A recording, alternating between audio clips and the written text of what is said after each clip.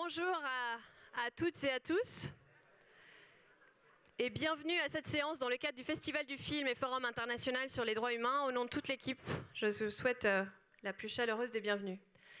Cette séance est toute particulièrement importante pour nous cette année, pour une myriade de raisons. Tout d'abord parce que ce que vous allez voir, le projet qui va être présenté ici, présente un dialogue entre artistes, parce que les dessinateurs de presse, oui, sont des artistes, et des représentants de la société civile et des victimes qui ont tour à tour présenté des œuvres. C'est aussi un projet multimédia. C'est un projet qui défend le point de vue des victimes. L'une d'entre elles, d'ailleurs, Ndoumé Cholchtani, sera présent dans la salle.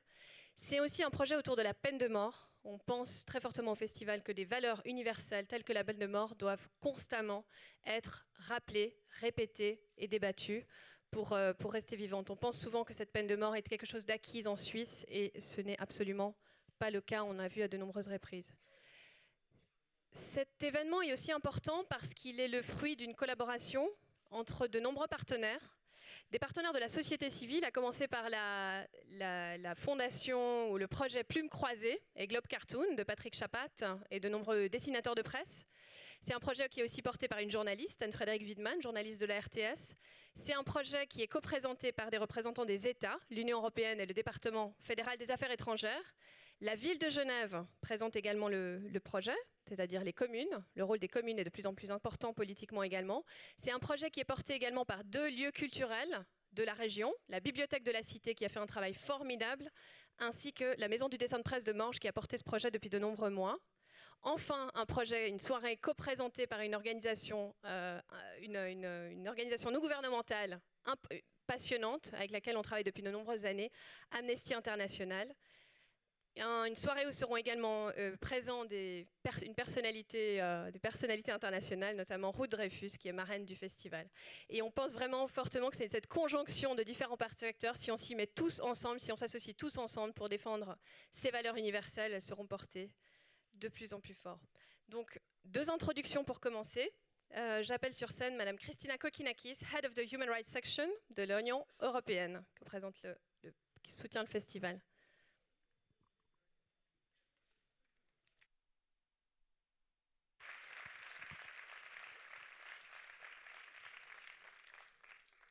Merci beaucoup Isabelle. Madame l'ancienne présidente de la Confédération suisse, participants, membres de la société civile, mesdames et messieurs. Tout d'abord, je dois vous dire que c'est un très grand honneur pour moi de représenter l'Union européenne ici et de participer à une discussion tellement intéressante et sur un sujet, comme Isabelle vient de le dire, tellement important pour nous en ce qui concerne la défense des droits de l'homme et en ce qui concerne les valeurs d'universalité des droits de l'homme.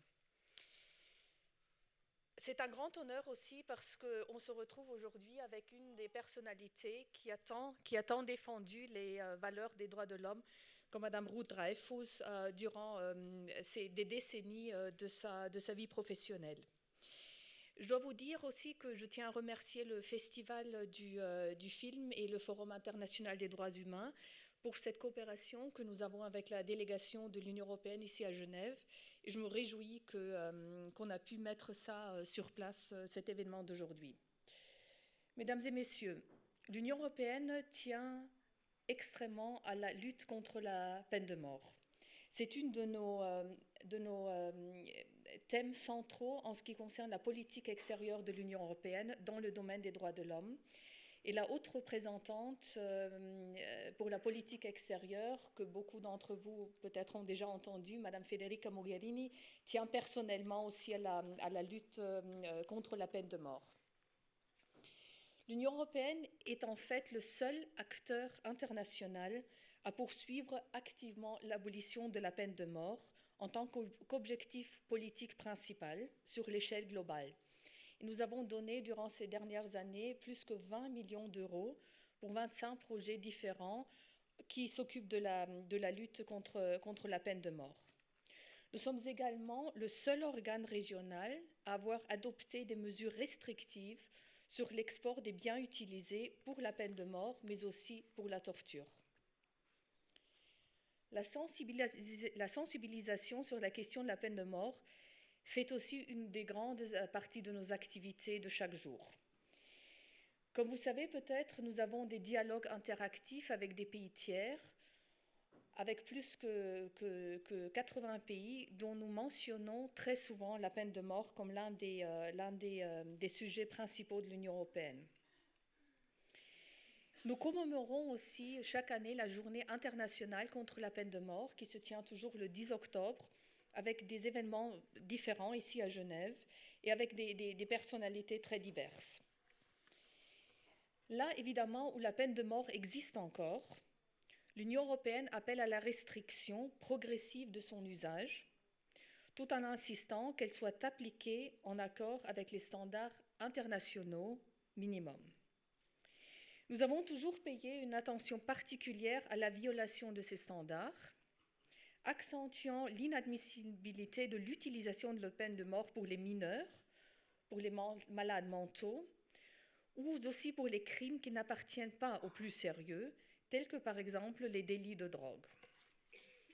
Ladies and gentlemen, we are very satisfied with the overall trend towards abolition worldwide. Last year, we welcomed the abolition of the death penalty in Fiji, Nous sommes félicités in Suriname, de son but also in abolition one au of the Fidji, au US Suriname states, l'année namely dernière, in mais aussi Nebraska. au Nebraska, un des États Just des last États-Unis. month, Pope Et Francis le mois proposed that Catholic dernier, le leaders pape suspend a practice François for a year to a mark proposé the Holy Year l'on of Mercy. suspende pendant un an cette The EU pratique also pour continues to actively support marquer the une année efforts taken by the de African Union towards the adoption of an grâce. additional protocol to the African Charter on Human Rights on the abolition of the death penalty. Despite Traité. these positive developments, of course, many challenges lie ahead.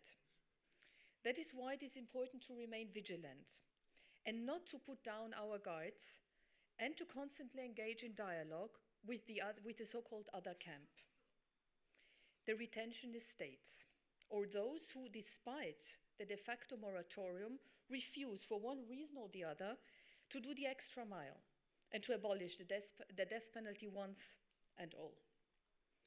For those reasons can range both from public opinion in favor of the death penalty, but also to the death penalty as a deterrent of crime, or death penalty as making justice to the victims of crime. And that is why this debate today is very important. Only if we listen carefully to the justifications, but also to explanations of retentionist states, we can try to provide solutions, alternatives, and answers to their concerns. With that, many thanks to the director of the festival, and thank you very much for coming. And I'm looking forward to see the presentations. Thank you. Merci. Merci beaucoup.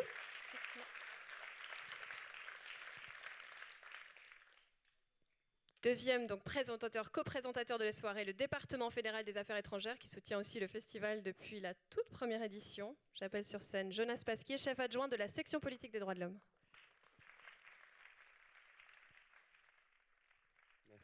Merci Isabelle. Madame l'ancienne présidente de la Confédération, Madame la directrice, Mesdames et Messieurs, c'est un honneur aussi pour moi d'être sur cette estrade pour représenter le DFAE sur ce sujet qui constitue également une priorité absolue, si j'ose ainsi dire, de notre politique des droits de l'homme. Du point de vue du DFAE, l'engagement pour l'abolition de la peine de mort est d'autant plus important et urgent dans un contexte tel que le contexte actuel, marqué par une violence, des actes de cruauté extrême relayés par les médias, un essor de l'extrémisme violent et un sentiment croissant d'insécurité qui peut mener à un repli sécuritaire jusqu'à l'intérieur de nos sociétés. Un contexte d'ailleurs, ça a été évoqué, où des appels à la réintroduction de la peine capitale se font entendre au cœur même de l'Europe. Dans ce contexte, c'est pour nous d'autant plus nécessaire de garder ce sujet tout en haut de l'agenda des discussions, que ce soit dans le cadre de discussions comme dans le cadre de ce festival ou dans les enceintes internationales compétentes. La Suisse s'engage dans ce sens, notamment au sein du Conseil des droits de l'homme, puisque notre pays, en collaboration avec d'autres, notamment des partenaires de l'Union européenne, introduit une résolution depuis 2014, introduit régulièrement une résolution qui vise à mettre en évidence que non seulement la peine de mort représente une violation de la dignité humaine, mais que son application s'accompagne d'autres violations des droits de l'homme. On pense par exemple ici à des violations de l'interdiction de la torture, à toute la problématique des discriminations quand on voit les groupes de population qui sont concernés par ce châtiment, et également les conditions dans lesquelles ce châtiment est appliqué, des fois en bafouant les règles et les standards internationaux les plus élémentaires. C'est pour nous aussi un plaisir de présenter cette soirée avec comme point d'entrée l'exposition des Fenêtres sur les couloirs de la mort, Windows on the Death Row, lancée en Californie l'automne dernier, et qui justement a le grand mérite de remettre l'humain au centre de cette discussion, avec une certaine intelligence, une certaine finesse également, et de façon tout à fait directe par rapport au dessin que l'on peut aller admirer dans le cadre de cette exposition. Le DFAE est très fier de présenter cet événement aujourd'hui, notamment parce que le projet Windows on the Death Row est né d'une collaboration solidement établie avec Monsieur Patrick Chapat et Madame Anne-Frédérique Wiedmann et le DFAE, dans le cadre de la série Plumes croisées, qui vise justement par le biais du dessin de presse, de la bande dessinée, à confronter les points de vue, confronter les coups de crayon et faire avancer la réflexion sur des problématiques en lien avec les droits de l'homme, la promotion de la paix. Par exemple, c'était le cas dans un projet au Liban en 2009, au Guatemala en 2012, et donc cette fois-ci aux États-Unis, sur un sujet tout sauf facile dans le contexte américain, mais un sujet nécessaire à faire porter le débat. Donc je remercie ici vraiment grandement Monsieur Chapat et Madame Wiedmann pour leur engagement sur ce projet. L'échange critique, la confrontation des points de vue, la réflexion, tout cela autour du dessin, c'est finalement non seulement au cœur des objectifs de Plumes croisées, mais également particulièrement au cœur du FIFDH et de son slogan cette année, « Ouvrons le débat ». Merci donc aux organisateurs du festival de nous offrir cet espace avec la collaboration du DFAE, et cet espace, donc, comme on l'a dit, plus nécessaire que jamais dans le contexte actuel. Donc au nom du DFAE, je vous souhaite une très bonne soirée, une bonne projection et un excellent débat. Merci. Merci beaucoup. Donc, je l'ai dit, c'est une soirée assez particulière puisqu'on est parti de cette exposition dont Jonas Pasquier a parlé, Fenêtres sur les couloirs de la mort, Windows on Death Row, une exposition que je vous encourage bien entendu vivement à aller voir à la fois à la Bibliothèque de la Cité et à la Maison du dessin de presse de Morges. Ce n'est pas exactement la même exposition. Donc on est parti de cette envie, de ces deux expositions, avec l'envie de monter un débat avec Anne-Frédérique Wiedmann et Patrick Chapat. Mais comment monter un débat? On s'est tout à coup dit, pourquoi ne pas vous proposer une première? C'est une première dans ce festival, une expérience.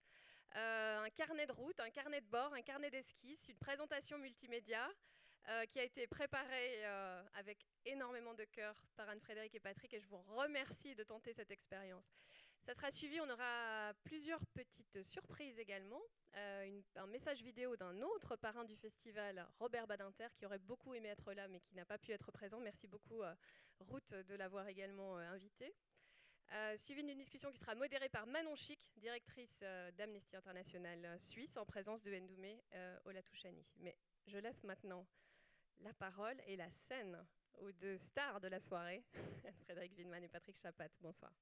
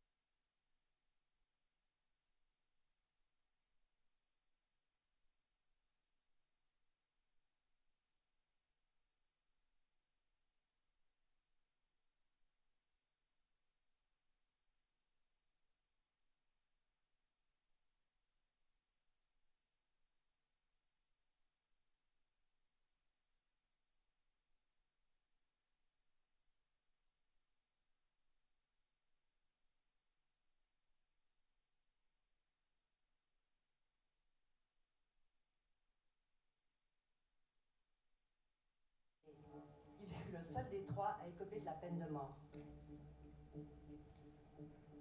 Et en fait, quand il nous a envoyé ce dessin, c'était je crois en décembre 2014, Arnold Prieto avait déjà reçu la date de son exécution. Il savait que le 21 janvier 2015 serait le dernier jour de sa vie.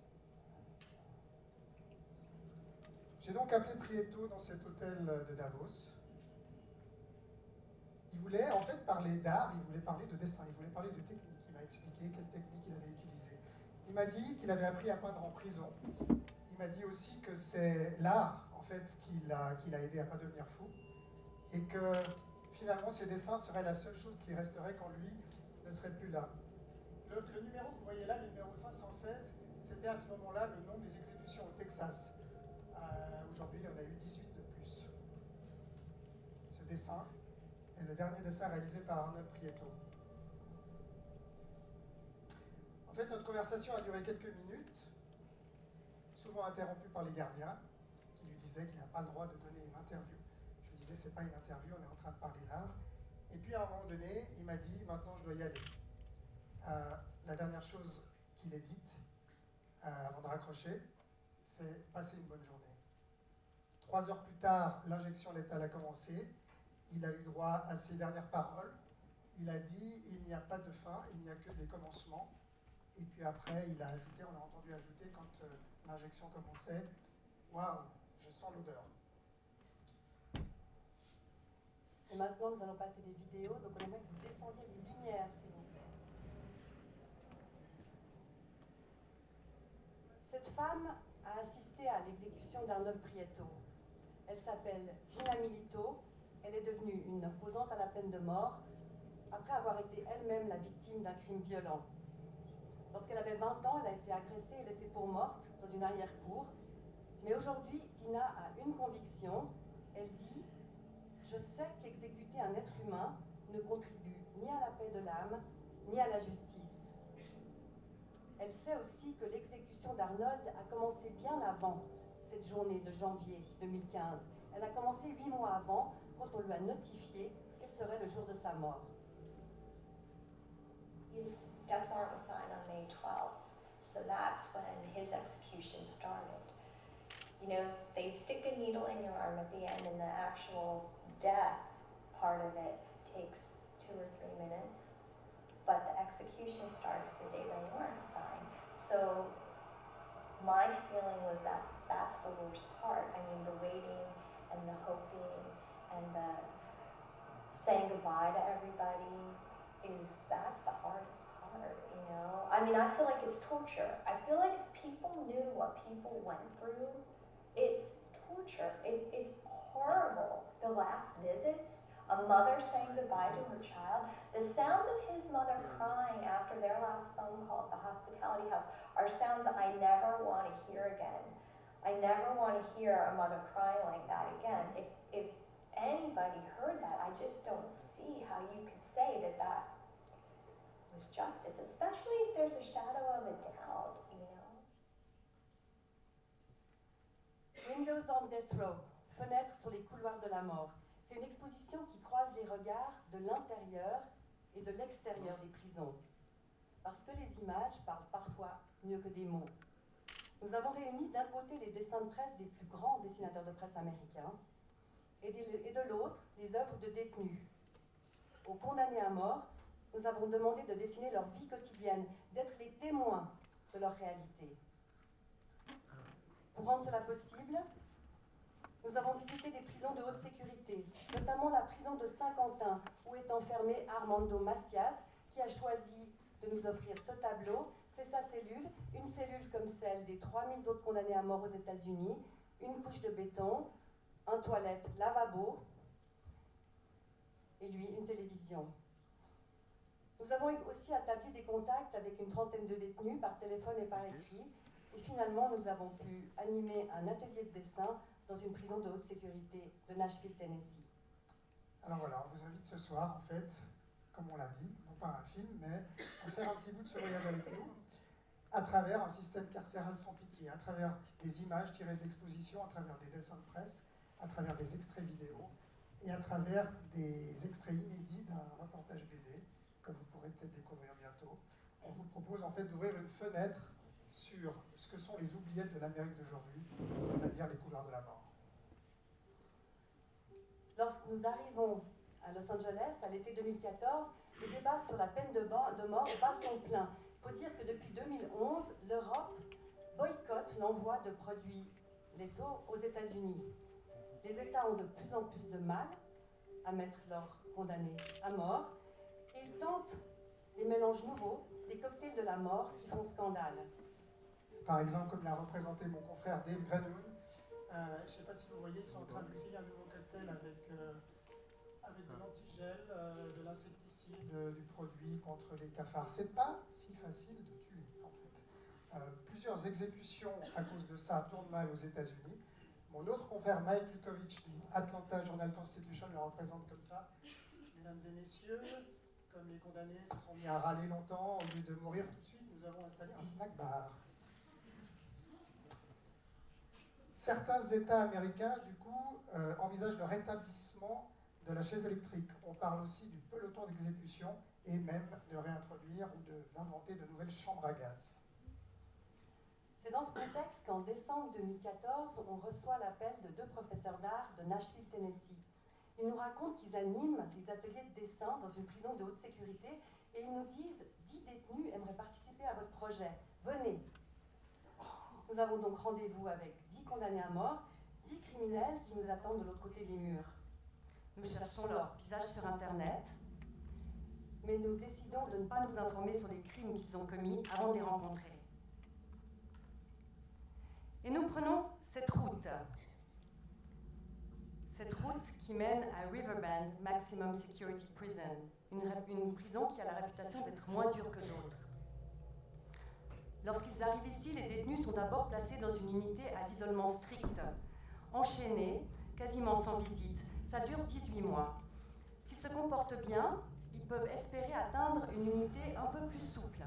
Et finalement, mais c'est souvent après des années, ils atteignent l'unité où ils ont le droit d'assister et de participer à des ateliers de dessin. C'est avec ces détenus que nous avons rendez-vous ce jour-là.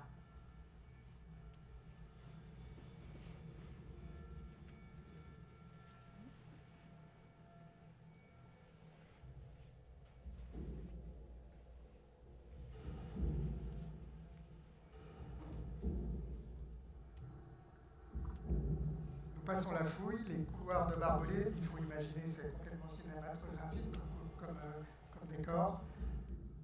Nous passons des sas qui s'ouvrent tout seuls, et puis finalement nous entrons dans cette salle où nous sommes autour d'une table avec 10 condamnés à mort.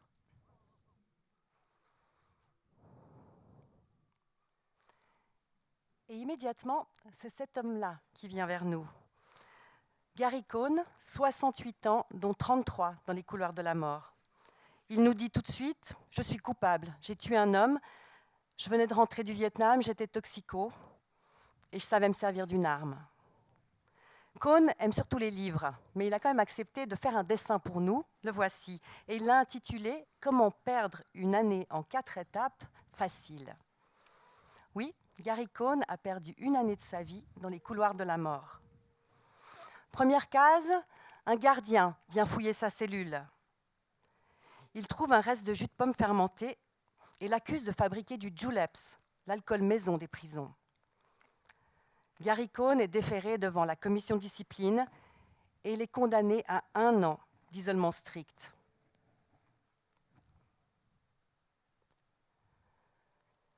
Responsable de la bibliothèque de la prison, Cohn n'a plus accès aux livres et n'a plus accès à l'art. Il est paralysé depuis 3 mois parce qu'une infection sur son dos n'a pas été soignée. Voici ce qu'un autre participant à l'atelier nous a donné. Cela fait 26 ans que je n'ai pas vu les étoiles dans le ciel. Harold Wayne, puisqu'il s'agit de lui, nous a donné une lettre avec ce tableau, et cette lettre, elle s'adresse à vous. Elle dit ceci. La prison m'a appris l'importance des petites choses dans la vie. N'oubliez pas de prendre le temps d'aller regarder les étoiles. Puis dans ce groupe à Nashville, il y avait Abou, le sage, qui est un vieil homme maintenant. Et lui, ce qu'il a choisi de dessiner, c'est assez fascinant. Vous imaginez ces prisons de haute sécurité, vous imaginez les murs, vous imaginez ces cellules hermétiques. Et pourtant, il dessine les petites bêtes, la vie qui entre dans la cellule, toute cette vie qui vient lui rendre visite. Un scarabée, une fourmi, une guêpe. Alors, ces détenus sont pour la plupart des meurtriers, c'est vrai. Mais notre projet Windows on Death Row ne s'intéresse pas au crime, il s'intéresse à ce qui vient après, à la sentence, au dysfonctionnement de la justice et aux conditions de détention qui, aux États-Unis, peuvent durer des décennies. Il faut savoir que la plupart des détenus qui nous ont confié des œuvres d'art sont là depuis 20 ans ou plus. Et les conditions de détention les plus difficiles, on les trouve au Texas, à Polonsky Unit.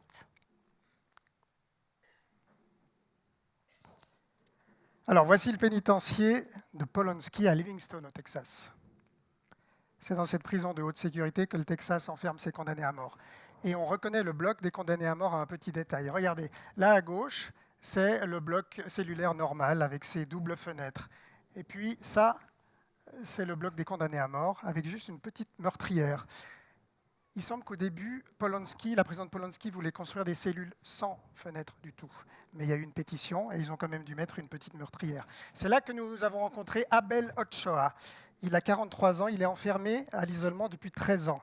Maintenant, quand on dit à l'isolement, il faut savoir ce que ça signifie dans un État comme le Texas. Les détenus sont enfermés, une fois qu'ils sont condamnés, jusqu'à 23 heures par jour dans une cellule comme celle-ci, pendant 15, 20, 30 ans, jusqu'au jour de leur exécution. Dès le premier jour, dès l'incarcération, ils sont privés de tout contact physique. Il n'y a plus de contact avec un être humain. Le seul contact qu'ils ont, c'est avec les gardiens lorsqu'ils leur passent les menottes. 2 fois par semaine, 1 heure par jour, ils ont droit de sortir dans une cage, toujours tout seuls. Ils ont inventé un jeu de basket. Le premier qui met 10 paniers de son côté a gagné.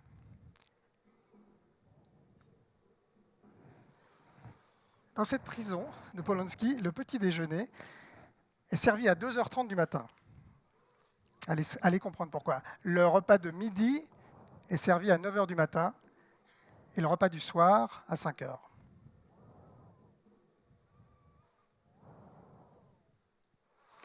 Nous avons été autorisés à interviewer Abel Ochoa dans sa prison au Texas et écoutez ce qu'il nous a dit. This environment's made to break you down as a person. Emotionally and mentally, it's designed to break you down. We don't have contact visits as you see. We don't have church services. We don't have group recreation. We don't have a sport program. We don't have no TVs. So it's designed to break you down. Now, at the same time, knowing that, it's up to you as an individual not to let them break you down. It's up to you to find something positive to do with your time that you have, which I've got to share with people.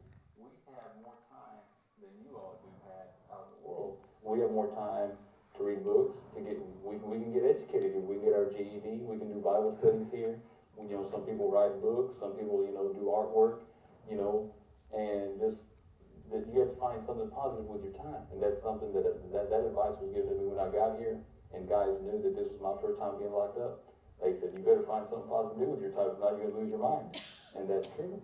If you don't, practice, keep your mind working, something positive, something creative, you can lose your sanity.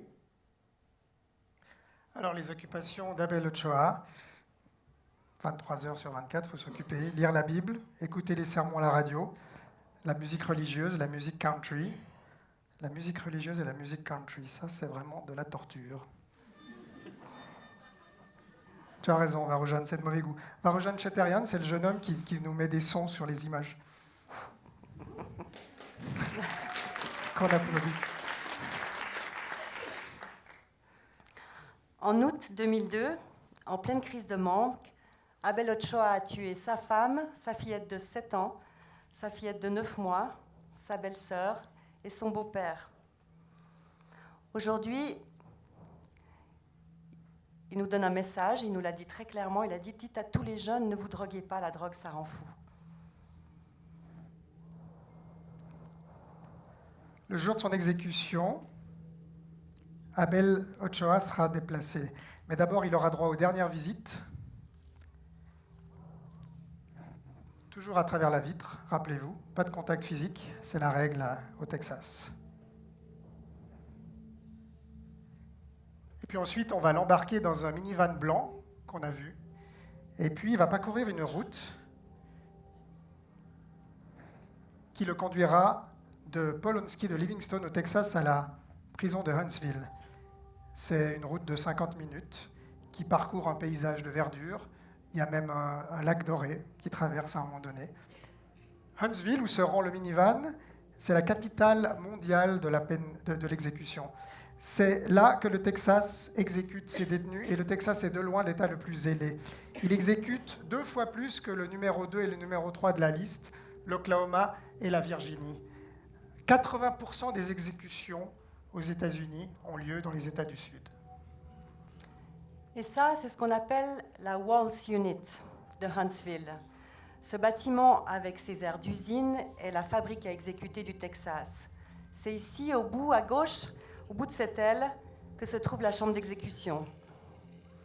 Nous nous retrouvons au pied de ce bâtiment un jour de mai 2015. À 18h, un homme va être mis à mort. Il s'appelle Derrick Charles. Il est ce qu'ils appellent un low-profile inmate, un détenu sans importance. Noir américain, meurtrier, pas de soutien, pas de médias qui s'intéressent à lui. Nous ne sommes donc qu'une poignée à attendre devant ce bâtiment, à regarder cette horloge, lorsqu'à 18h50, la porte s'ouvre sur le porte-parole de l'établissement. C'est l'heure de la déclaration officielle. My name is Jason Clark, Jason J-S-O-N, Clark C-L-A-R-K. Derrick Charles was executed tonight. He did make a brief last statement. When asked by the warden if he'd like to make a last statement, he said, "I'm ready to go home." It was at that point that the lethal dose of pentobarbital was administered, and he lost consciousness immediately. Charles was pronounced deceased 25 minutes after the lethal dose began. He did not make eye contact with the victims. He stared straight ahead. Any questions? Did you have any family members there? Charles had no witnesses present. There were witnesses of the victims that were present. And again, he did not look over at them or address them in any way. Can you tell us more about his last day? Charles spent most of today, let me start that over. Charles, over the last several days, has had extended visits with family and friends. This morning he would have had extended visits, and then he would have been taken midday from the Polinsky unit, death row, to the Walls unit here. And that's where he spent all of the afternoon. His last meal? Last meal that was served to Charles, which was served to everyone else here, was baked chicken, mashed potatoes, carrots, and green beans. Un autre homme a assisté à l'exécution, il s'appelle Phil Archer, il est journaliste à la station de télévision texane KPRC, et c'était la première fois qu'il voyait un homme mourir. I can tell you what happened. We were let in. There were 2 viewing rooms.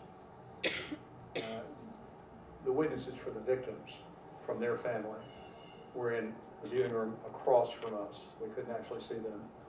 We were in a viewing room with guards. Mr. Charles had no one, family or friends, there for him. So we were let in there. I think we got in there about 6:05. At 6:11, he made the only statement he made. He was asked, there was a warden and a chaplain in the room with him, and he was asked if he had any last statement to make, and he said, "No, I'm ready to go home." He had his eyes closed as he said that. He opened his eyes briefly and looked at the ceiling, and then closed them again. He seemed to go to sleep about, well, shortly after that. It didn't take him long after he made that statement that he seemed to relax. And then finally, he was pronounced dead at 6:36. And that is that. That's all, pretty much all that happened. Or is it a total of what happened? No, we shouldn't say all that happened. How is it to witness this? Well, it's sobering.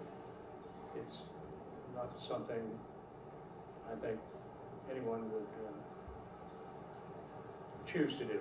I'm doing it because it's part of my job. But there's nothing to be recommended about watching someone die. À quelques centaines de mètres derrière la Waltz Unit se trouve le plus grand cimetière de prisonniers des États-Unis. Il y a à peu près 3000 tombes, et notamment les corps des prisonniers qui n'ont pas été réclamés par leur famille.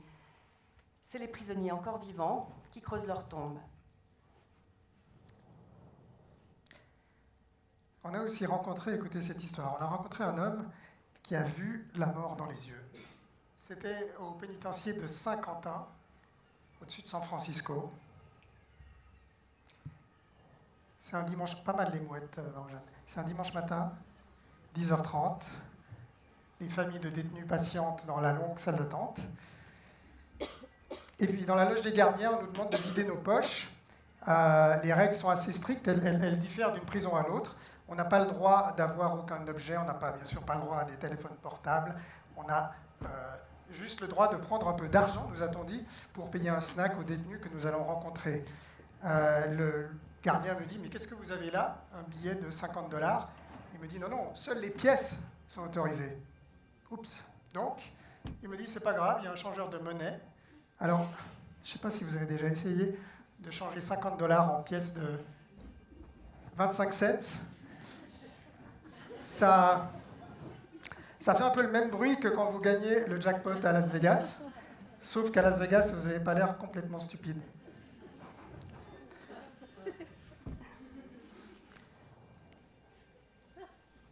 Et voici la salle des visites de la prison de Saint-Quentin.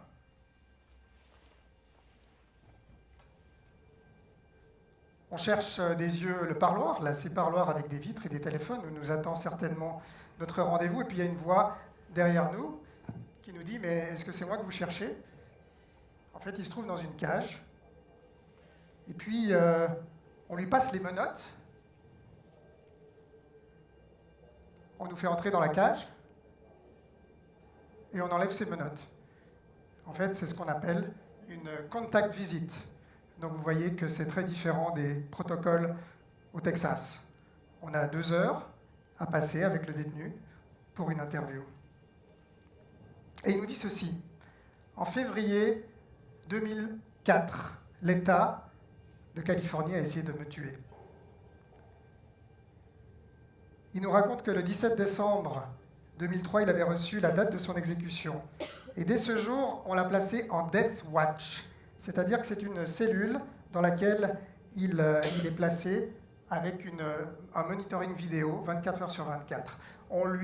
Il reçoit la visite de psychiatres, non pas pour s'enquérir de ses états d'âme, mais pour éviter qu'il ne se suicide. On prend ses dernières mensurations, on prend sa dernière photo, et puis ensuite, à 18h exactement, l'équipe des exécutionneurs, comme on dit, arrive. Il le déshabille, il le fouille, entièrement nu. Kevin Cooper nous dit que la salle était froide comme une morgue. Il refuse le dernier repas. Il ne veut pas de nourriture de la part de ceux qui vont l'exécuter. Et l'heure approche. À 20h17, le téléphone retentit. La Cour suprême des États-Unis a décidé de suspendre l'exécution de Kevin Cooper, ce qui était une première, ce qui était un fait très rare. Il nous a dit « J'étais pieds nus, mon corps était glacial, et puis tout d'un coup, il a commencé à se réchauffer, la chaleur a commencé à réentrer dans mon corps immédiatement. » Et le plus fou dans tout ça, c'est que ce que Kevin Cooper a vu, c'est quelque chose que personne ne voit jamais. Il a vu les hommes qui s'étaient portés volontaires pour son exécution. Il connaissait ces visages et il les a croisés après dans les couloirs de la prison.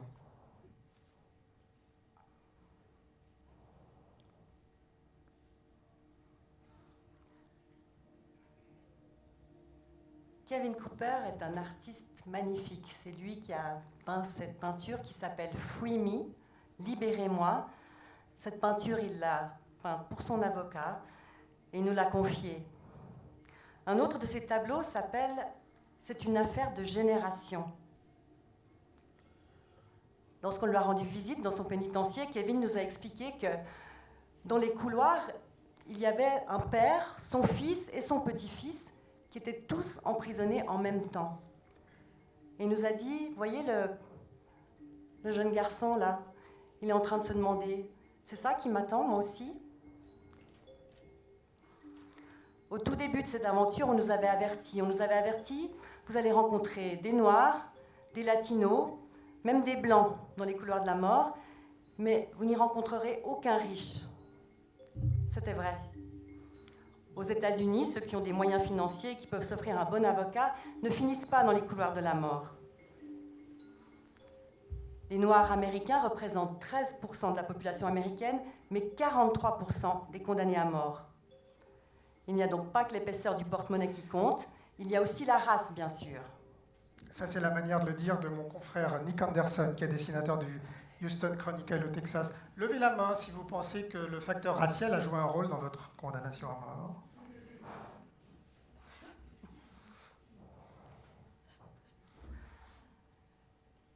Ce dessin a été réalisé par Kenneth Reams, un détenu de l'Arkansas, qui est enfermé en Arkansas depuis 23 ans. Ce dessin s'appelle « The Last Mile ». Il représente les derniers mètres qui séparent le condamné de la chambre d'exécution. Alors, qu'est-ce qui se passe une fois cette porte franchie? Pour le savoir, écoutez James Willett, ancien directeur de la prison de Huntsville, Texas. James Willett a présidé à 83 exécutions. The officer opened the door, I would tell the inmate, follow me, I'd turn my back to him, I'd come into the chamber, and when he got in, I would tell him to get up on the gurney and lie down, of course with his head at that end. And the officers, there would be about 5 of them, and they've done this a bunch of times, so they very quickly get those straps on the inmate. I would dismiss them back to the cell block,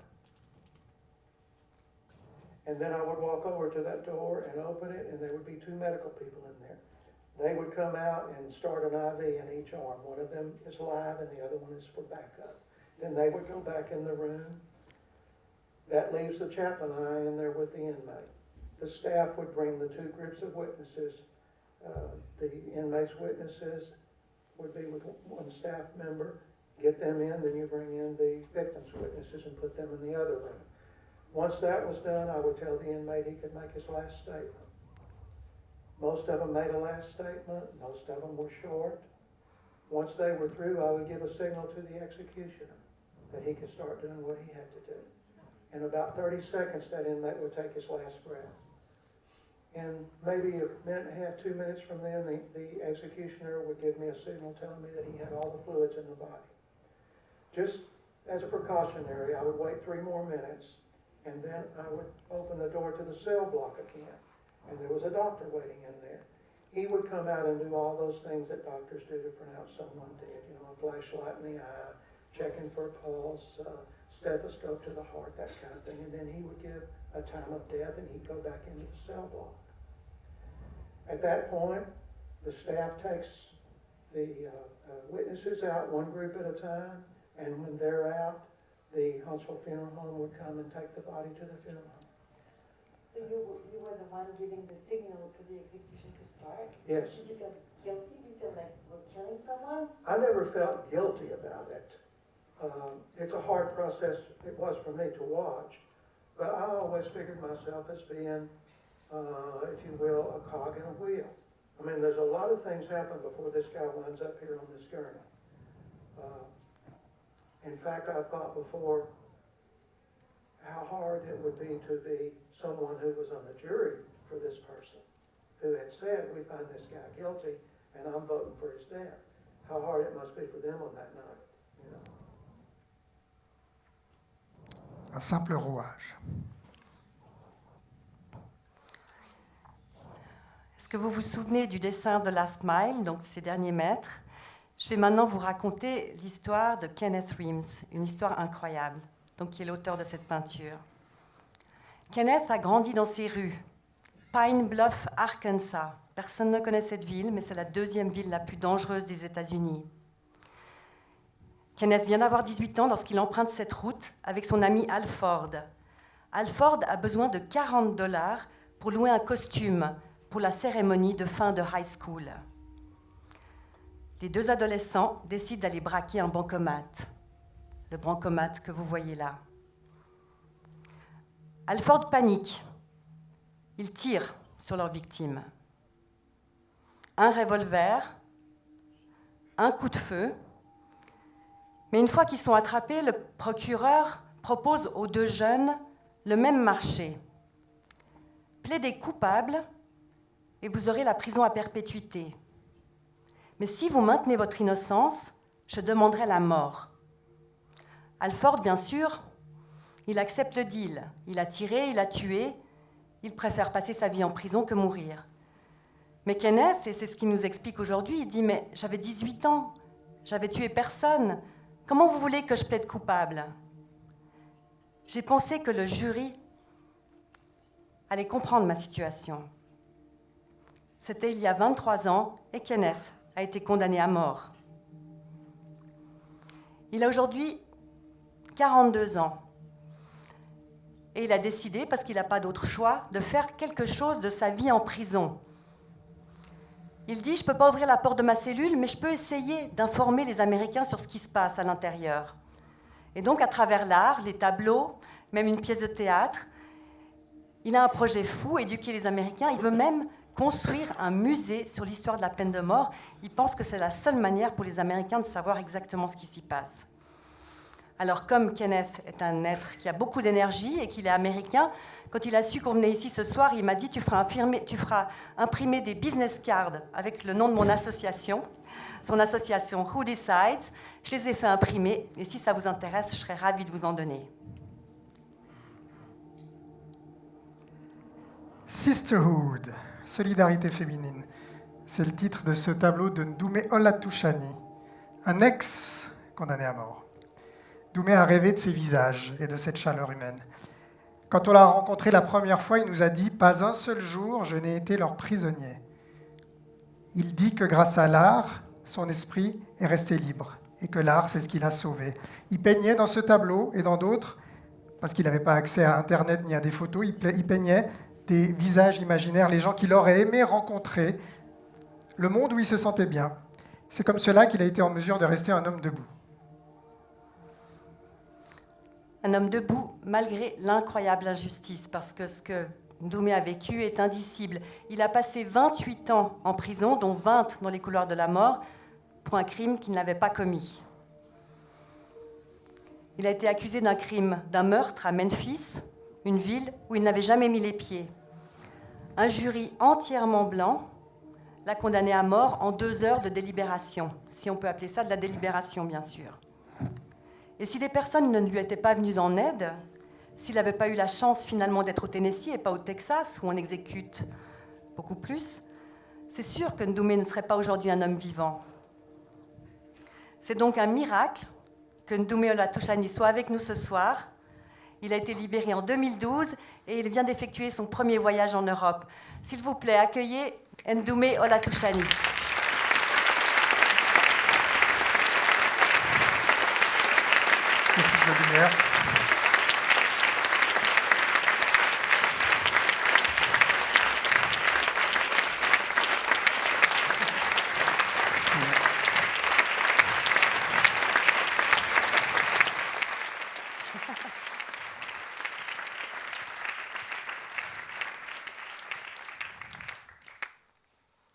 Ndoumé, first time in Europe, first time in Switzerland. How does it feel? It's really no words that I can really, I don't have any words to express to you guys. Words is just inadequate. It really is. Je I ne trouve don't have vraiment no pas words to les express mots to you how happy appropriés I am. And like they pour said, it's décrire truly a mon miracle that bonheur. I'm actually here Et comme because vous le disiez, c'est un even though I miracle wasn't que in je sois Texas, ici. like Patrick Parce said, que même even si in the j'étais state pas au that I was Texas, in, comme that le disait people was being Patrick, executed. eh bien And dans but l'État for où je a me lot of good trouvais, il y people avait like des you guys out exécutions. here Il y a tonight beaucoup de that was personnes speaking très up bien, and tout comme saying vous, qui that there shouldn't be a death penalty and people dénonçaient la peine de certainly mort au that was in Tennessee. my position shouldn't have ever Et been subject to the death penalty. le That's fait the que thing des that personnes actually dans mon saved cas my life. n'auraient So pas dû it's se truly a retrouver miracle that dans les I'm here couloirs and de la mort. I Donc can't oui, tell c'est you vraiment un guys how miracle happy I que je am. sois ici aujourd'hui et je ne peux vraiment pas décrire mon bonheur. Donc vous êtes en Suisse et les gens se posent des questions en Suisse concernant le système de justice américain. Comment est-il possible que vous ayez été accusé d'un crime que vous n'aviez pas commis à Memphis alors que vous ne vous étiez jamais rendu à Memphis? Ben oui, c'est quelque chose que peu de gens comprennent concernant ce qu'on appelle système de justice aux États-Unis. Alors, vous parlez de divers facteurs qui entrent en jeu, par exemple la race et autres, qui n'ont rien à voir avec l'établissement de la justice. Et il y a beaucoup d'obstacles à la vérité, l'établissement de la vérité. Moi, j'ai été élevé dans le Missouri, je ne me suis jamais rendu au Tennessee, je ne me suis jamais rendu à Memphis pour y commettre un meurtre. Et ça nous montre la folie de ce système, surtout pour la peine de mort. Moi, je suis un exemple parfait de cela. Ça prouve que n'importe qui pourrait être concerné. Il y a beaucoup de dérapages possibles dans le système de justice qui peut faire atterrir quelqu'un dans les couloirs de la mort. Quand on vous a rencontré à Nashville pour la première fois, je me souviens que c'était en décembre 2014, vous disiez « je ne ressens aucune haine » et vous disiez que vous n'avez jamais été un prisonnier, pas un seul jour.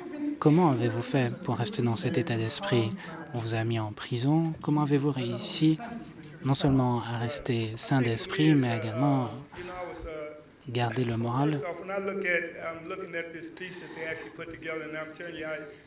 Eh bien,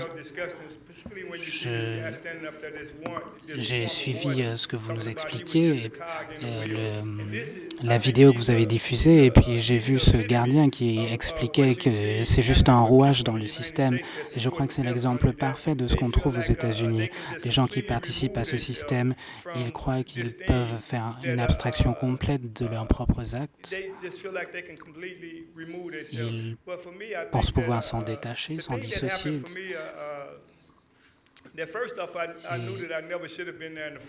Moi, je me suis toujours dit, déjà que le premier point, c'est que je n'aurais jamais dû me retrouver dans les couloirs de la mort. Et la première année, c'est vrai que j'étais très en colère, j'étais vraiment enragé.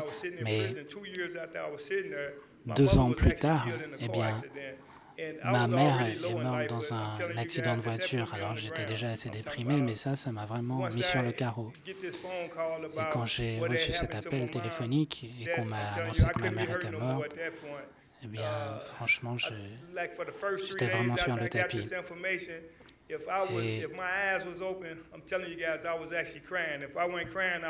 je passais mes journées à pleurer, et si je ne pleurais pas, je dormais.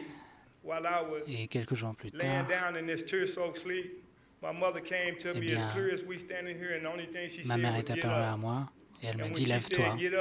Et quand elle m'a dit « lève-toi », eh bien, j'ai bondi de mon lit parce que bon, je savais que le cauchemar n'était pas fini, mais la réalité était bien là. Mais au moins, je savais que pour survivre,